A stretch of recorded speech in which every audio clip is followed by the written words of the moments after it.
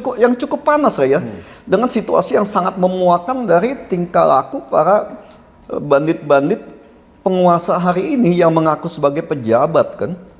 Dan saya sampaikan secara tegas di situ.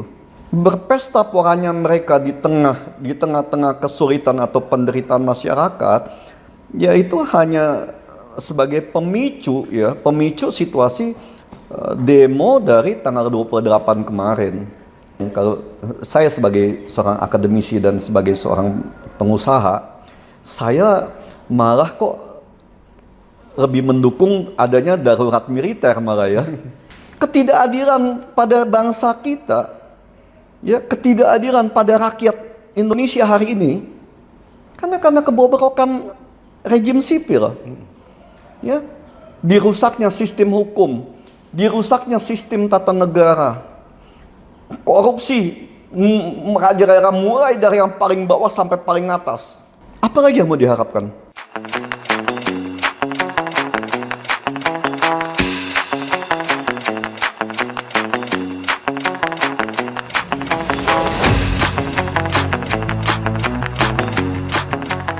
Halo Sobat Uta, kembali lagi ke Uta Bicara, talk show-nya Uta 45 Jakarta, ruang berbagi masalah terkini, meluaskan informasi dan temukan solusi. Kembali lagi kita bersama dengan Pak Rudi Darsono, Ketua Dewan Pembina UTA 45 Jakarta. Sini gimana Pak, kabarnya Pak? Sehat? Harus sehat. Harus sehat baik, Pak. baik. Oke, ini kan interview Bapak ini kan mulai viral nih Pak. Banyak mulai didengarkan di sini. Kan mulai ada dampaknya lah, kita bisa lihat ya dari kebijakan-kebijakan di pemerintahan pun. Nah, ini pada hari ini kami mau menanyakan mengenai isu-isu belakangan ini nih Pak nih. Karena kan dalam waktu kurang lebih 2 minggu sebelumnya, dari tanggal 25 Agustus ini kan demonstrasi sangat meluas mengenai tunjangan DPR. Dan kita lihat 1 minggu ini kita telah melewati 1 minggu yang relatif lebih tenang dibandingkan minggu-minggu sebelumnya. Nah, ini kan demo itu kan dipicu pertama itu dari tunjangan DPR. Tiba-tiba bisa berubah begitu chaosnya dikarenakan satu hal itu pelindasan seorang ojek online, Bapak Afwan Kurniawan. Nah, dari Bapak sendiri melihat kejadian kesalahan dari polisi, dari Brimob itu, kenapa bisa itu terjadi, Pak? Oke, ya. Sebenarnya demo-demo ini dan masalah dengan kepolisian itu kan kasus-kasus di Brimob ya itu kemarin itu hanya baru, saya tidak mengatakan bahwa ini adalah puncak dari situasi kemuakan rakyat ya. Jadi saya sampaikan, ini kita udah bicarakan tentang situasi demo kemarin itu mungkin 5 bulan yang lalu ya. Pada saat saya ada satu wawancara juga dengan beberapa media dan juga di Uta Bicara ya. Bagaimana saya secara tegas saya sampaikan, saya meminta secara langsung kepada TNI itu untuk ayolah ya, kalian ini kan selalu menyebutkan TNI ini dari rakyat, oleh rakyat dan untuk rakyat. Nah, rakyat lagi kondisi keadaan susah ini kan. Selalu saya sampaikan seperti itu. Kenapa? Karena saya melihat sebuah gejala yang sudah cukup panas ya, dengan situasi yang sangat memuakkan dari tingkah laku para bandit-bandit penguasa hari ini yang mengaku sebagai pejabat kan. Dan saya sampaikan secara tegas di situ. Berpesta poranya mereka di tengah-tengah kesulitan atau penderitaan masyarakat, yaitu hanya sebagai pemicu situasi demo dari tanggal 28 kemarin. Itu sebenarnya menjadi pokok persoalan ya. Jadi bukan karena adanya provokasi yang dikatakan adanya provokasi asing atau apa, enggak. Ini karena situasi kesulitan dan kemiskinan, ya, termasuk pembodohan terhadap rakyat Indonesia, yang tingkatnya memang sudah sangat miris ya buat kita sebagai anak bangsa ya. Ya, kita sebagai pendidik selalu mengingatkan kepada penguasa ya, kepada pemerintah, kepada Pak Presiden, selalu kita ingatkan bahwa Pak, situasi ini sudah seperti ini. Ya, jangan melihat atau mendengar hanya laporan-laporan dari menteri-menteri atau pejabat-pejabat yang memang mereka hidupnya bergelimang kesenangan dari penderitaan rakyat ini kan. Ya, mereka meraup uang pajak itu kan pajak kan gila-gilaan semua. Uang pajak untuk mereka berpesta pora, mereka berfoya-foya, ya mereka hidup bergelimang harta pada saat rakyat sedang kesusahan. Kita kan nggak mau bangsa kita kayak Nepal kan. Betul. Ya, Nepal ada salah satu contoh itu kan. Contoh nyata tentang kejadian dunia ini, situasi pemerintahan sipil yang kita anggap gagal total ya. Ya, dan masalah itu bukan cuma di Nepal ya. Sekarang demo-demo secara besar-besaran sudah hampir merata di banyak negara. Ya, Filipina, terakhir kemarin di Australia, Paris, kan sudah banyak sekali. Jadi ya mesti benar-benar diperhatikan itu. Oke. Nah, di sini yang saya mau tahu, ini kan mengarah kepada awalnya kan dari DPR ini, tiba-tiba berubah 180 derajat, amarah masyarakat itu menuju kepada kepolisian, BRIMOB terutama.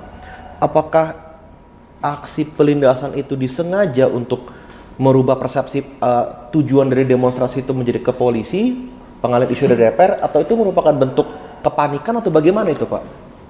Sebenarnya ini hanya akumulasi ya. Dia akumulasi atau amarah dari masyarakat yang berubah menjadi sebuah kebencian ya. Yang saya sampaikan ini kalau pandangan saya secara pribadi ya, ini masih jauh dari puncaknya. Masih ada cukup waktu untuk Pak Presiden ini terus membenahi untuk kesejahteraan dan keadilan. Rakyat nggak minta banyak-banyak, rakyat hanya minta keadilan, ya. Dan keadilan itu bukan dengan yang saya sampaikan, bukan dengan bansos dan ini itu enggak. Bansos bikin proyek bansos itu kebanyakan korupsinya. Ya, bansos itu kan identik dengan korupsi.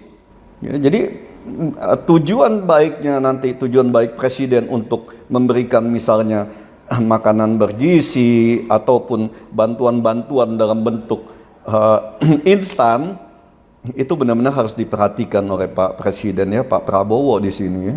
Jangan sampai bantuan-bantuan itu justru menjadi bancakan dari para koruptor. Ini yang harus benar-benar diperhatikan.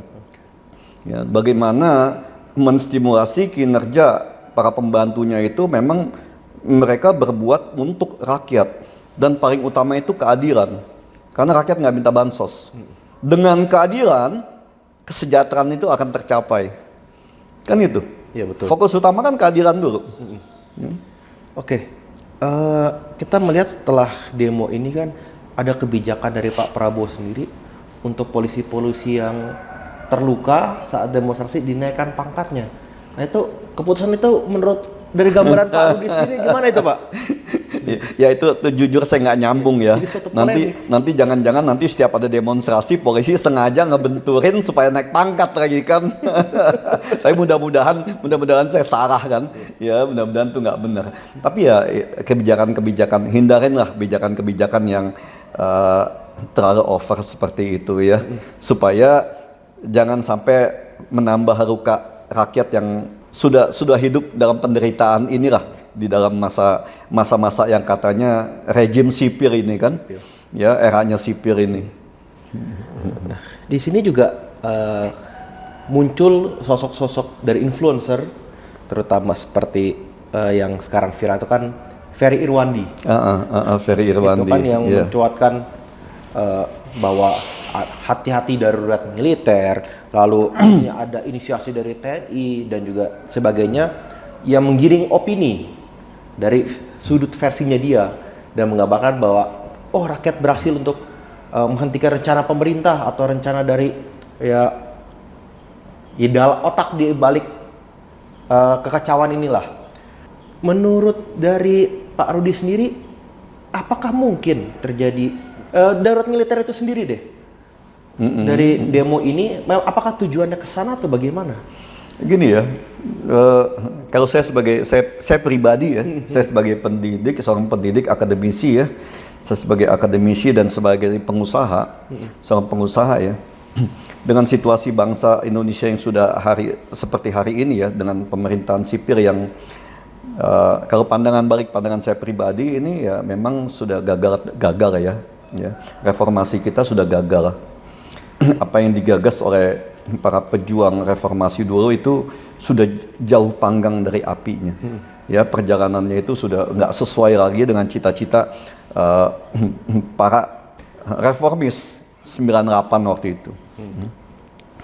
Karena banyak ditunggangi kepentingan-kepentingan, ya saya sampaikan, kekuasaan hari ini lebih banyak dikuasai oleh para badut politik dan preman politik. Ya, mereka yang tidak tahu apa-apa toto berkuasa karena fasilitas dan koneksi. Ujung-ujungnya maling semua kan, ya, hura-hura jadi maling. Saya bilang, kalau saya sebagai seorang akademisi dan sebagai seorang pengusaha, saya malah kok lebih mendukung adanya darurat militer malah ya. Kenapa? Karena kita mencontohkan, saya sebagai seorang akademisi ya, kita ada ini kan ada unit kesehatan ya, kesehatan dalam pendidikan itu. Kalau kita menemukan atau melihat sebuah penyakit yang sudah tidak bisa disembuhkan atau sangat sulit untuk disembuhkan, ya yang stadium tinggi, kita hanya mempunyai dua pilihan. Kita mengadakan riset-riset, analisa yang ujung-ujungnya itu solusinya kita hanya dua kemungkinan. Kita berikan obat yang terkuat dan terbaik, ya, yang bisa menyembuhkan atau mati. Nggak ada lain. Menyembuhkan, bisa disembuhkan atau mati. Nggak ada lain. Ya, karena kalau sudah pada stadium tingkat tinggi itu ya, kita ngomong kok kanker stadium 4, kalau hidup pun udah nggak ada manfaatnya, hanya penderitaan aja dia kan. Hanya penderitaan aja yang akan dialami. Nah ini, kalau pemerintahan ya rejim sipil ini memang sudah gagal total, terus mereka masih merasa mampu, kuat apa semua segala macam, hanya demi kepentingan sekelompok orang tertentu atau sekelompok partai-partai politik yang memang mencari keuntungan untuk kelompok mereka sendiri tanpa memperdulikan keadilan dan kesejahteraan rakyat. Nah kita sebagai rakyat, apalagi yang kita harapkan? Kan itu.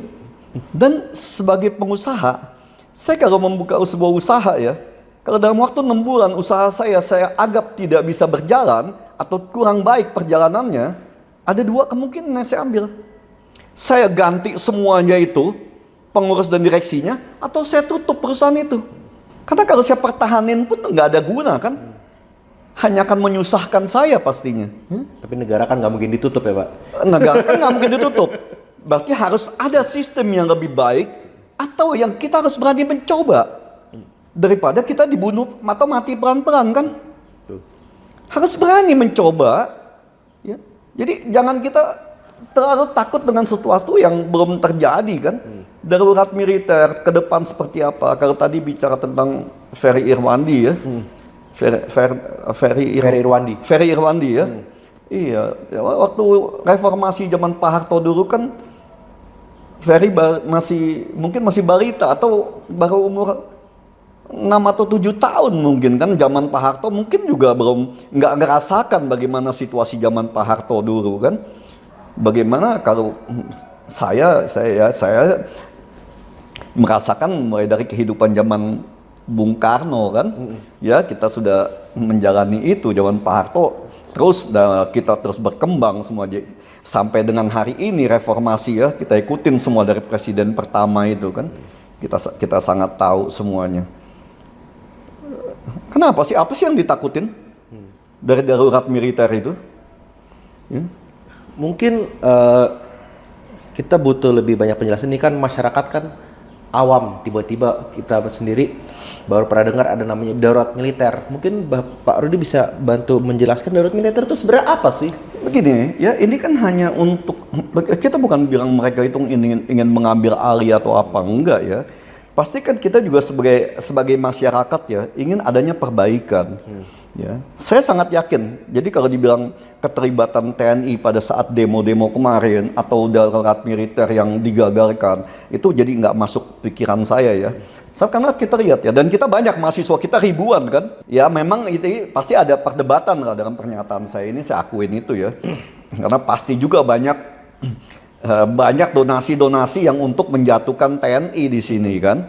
Itu kita semua tahu lah bagaimana para koruptor dan orang-orang atau pengusaha-pengusaha kotor ini sangat takut dengan kebenaran yang mungkin akan diungkapkan kalau TNI mengambil alih atau memegang kuasa nantinya. Ini kan yang sangat mereka takuti. Dan kenapa saya bilang sangat ditakuti? Karena TNI hari ini kan nggak terlibat apapun dalam pemerintahan kan. TNI ada di pinggir. Seperti demo kemarin kita lihat. Kalau dibilang mahasiswa membenci TNI atau mahasiswa tidak suka ada TNI ini itu, saya rasa nggak benar juga. Kita lihat di lapangan langsung. Bagaimana, termasuk mahasiswa kita deh ya. Bagaimana mereka mengeluarkan TNI untuk berjuang bersama-sama. Ayo Bapak TNI, ya kita berjuang sama-sama. Dan bagaimana TNI membantu anak-anak kita, anak-anak mahasiswa itu untuk tetap bisa punya semangat. Bukan ikut-ikutan di sana. Semangat untuk ayo kita jaga negeri ini. Kita jaga NKRI. Bukan kita hancurkan atau kita rongrong dengan kebobrokan sistem tata negara dan rusaknya sistem hukum hari ini. Ketidakadilan pada bangsa kita, ya ketidakadilan pada rakyat Indonesia hari ini, karena kebobrokan rejim sipil, ya, dirusaknya sistem hukum, dirusaknya sistem tata negara, korupsi merajalela mulai dari yang paling bawah sampai paling atas. Apa lagi yang mau diharapkan? Kenapa kita begitu takut? Karena ada sebagian atau sekelompok orang yang sangat khawatir kalau nanti ke depan adanya pergantian rejim gimana, mereka akan semuanya mungkin terkena dampaknya gitu kan. Sama seperti bagaimana sulitnya pengesahan undang-undang tentang perampasan aset, pembuktian terbalik, kan itu ya. Dan bagaimana rejim sipil hari ini membuat peraturan-peraturan yang isinya lebih banyak untuk melakukan teror atau menakut-nakuti rakyat, menekan atau mengintimidasi rakyat supaya oh ini nggak boleh loh, itu nggak boleh loh. Apapun semua rakyat itu seperti diteror dengan undang-undang atau pembuatan undang-undang yang dilakukan oleh yang katanya wakil rakyat. Kan itu kan masalah utama kita. Ya. Nah, dari itu sendiri ini kan mulai muncul ada dari Dansat Cyber ya, bahwa Ferry Irwandi ini melakukan satu tindak pidana di sana. Nah, dari Bapak Rudi sendiri melihat apakah tindakan dari Dansat Cyber, yang disampaikan oleh kemarin Pak Brigjen Juwinta, itu dengan melaporkan Ferry Irwandi ini kepada kepolisian itu merupakan tindakan yang tepat, karena dari anggota DPR sendiri kan kemarin baru menyampaikan bahwa untuk TNI supaya menghentikan laporan tersebut. Dan dari Bapak sendiri bagaimana Pak pendapatnya? Kalau saya pribadi ya, saya hanya juga memohon ya pada TNI ini, udahlah kasus yang begini nggak usah diteruskan. Ferry Irwandi ini tidak pernah, yang tadi saya sampaikan, Ferry Irwandi tidak pernah mengalami pemerintahan di zaman Pak Harto. Ya, bagaimana kehidupan rakyat pada saat itu, kalau di pandangan saya pribadi ya, jauh lebih mulia dan jauh lebih menyenangkan kehidupan itu dibanding dengan hari ini yang cari makan pun susah, ya, mau cari kerja pun susah. Bagaimana orang sekarang ini begitu diberikan makan gratis atau apapun, seperti yang kejadian di Jawa Barat kemarin itu kan, sampai berapa banyak yang terluka, mungkin ada yang meninggal juga kan. Kalau ada acara-acara seperti itu karena terinjak-injak. Kalau mereka cukup makan, mereka cukup pakai, mereka cukup penghasilan dan ada pekerjaan, apa mereka mau seperti itu? Kan nggak mungkin. Iya, betul. Kemiskinan, kesulitan, dan kebodohan.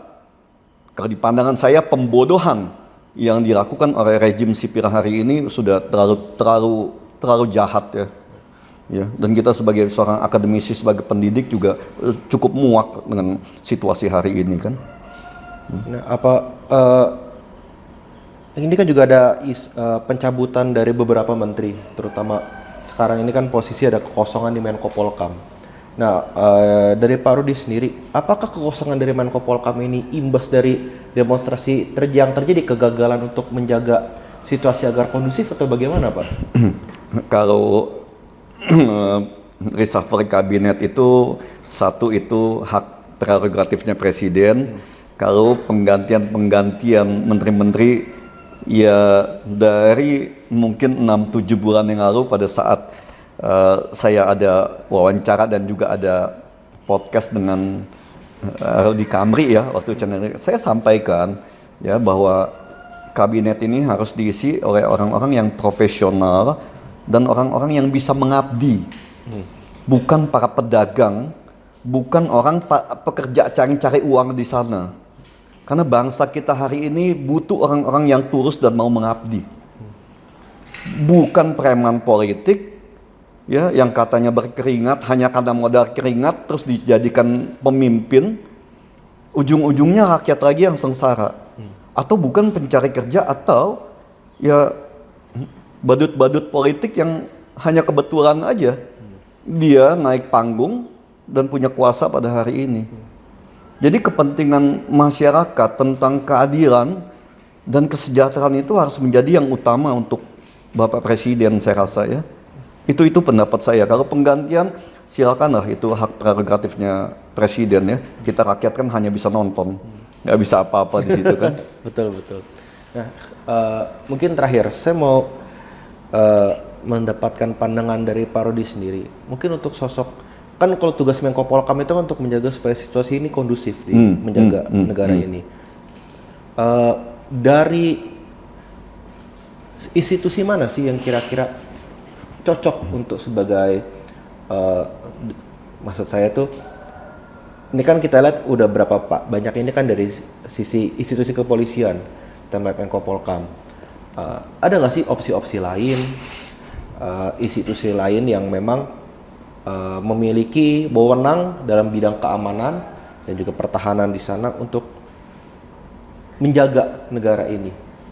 Mungkin dari Pak Rudi gambarannya. Gini ya, Menko Polkam itu harus diisi oleh orang yang punya karisma, orang yang sudah selesai dengan kehidupannya, ya, dan orang yang punya kemampuan dan pengaruh untuk memanage, ya, harus punya kemampuan memanage bidang-bidang politik dan keamanan yang ada. Jadi dia harus mampu mengatur aparat penegak hukum, ya, dan sistem politik supaya sesuai dengan undang-undang yang ada. Menko Polkam itu sebenarnya kalau sesuai dengan konstitusi ya, tugasnya itu nggak cuma diem duduk di kantor, ya manggil ini ngasih tahu, bukan. Perintah sesuaikan semuanya dengan undang-undang.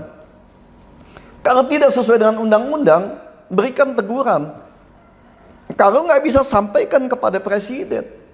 Karena dia sebagai Menko yang mengkoordinir tentang politik dan keamanan di negeri Indonesia tercinta ini, ya. Dan yang punya kemampuan untuk itu hanya ada di TNI, ya, yang mampu mengatur dan memanage untuk semuanya itu, ya, yang bisa dihargain lah kinerja dan tata cara pengerjaannya itu kan. Enggak, jangan, bukan Menko Polkam itu bukan jabatan pajangan, sangat berat sebenarnya seorang Menko itu kan. Dia harus punya kemampuan mengkoordinir dan bukan orang yang yes man, bawahan salah ya diikutin, dibenarkan. Bukan, itu bandit juga itu. Kalau begitu ya sama aja dia mendukung penghancuran atau kerusakan negeri ini, bangsa ini, kerusakan NKRI kan. Nggak boleh, karena Menko itu mengatur supaya bawahannya itu semuanya bekerja sesuai dengan konstitusi. Itu tugas seorang Menko. Oke, kalau gitu. Terima kasih Pak Rudi atas opininya, pendapatnya dan masukannya, terutama sama-sama untuk keamanan dan kestabilan bangsa kita. Oke. Nah, Sobat UTA, demikian wawancara kita dengan Pak Rudi, Ketua Dewan Pembina UTA 45 Jakarta. Dan yang kita lihat, ya kita harapkan supaya Pak Presiden bisa mengkoordinasi dan mengisi menteri-menterinya, pejabat-pejabatnya di sana dengan orang-orang yang memang profesional dan tidak memiliki kepentingan apapun. Karena rakyat membutuhkan stabilitas dan rakyat membutuhkan kesejahteraan yang baik untuk bisa menjalani hidup sehari-harinya. Oke Sobat UTA, kita akan kembali lagi untuk di interview-interview mendatang. Jadi tetap saksikan UTA Bicara, talk show-nya UTA 45 Jakarta, ruang berbagi masalah terkini, meluaskan informasi, dan temukan solusi. Jangan lupa untuk di-like, share, dan juga subscribe video-video interview kita ini. Terima kasih Pak Rudi atas waktunya.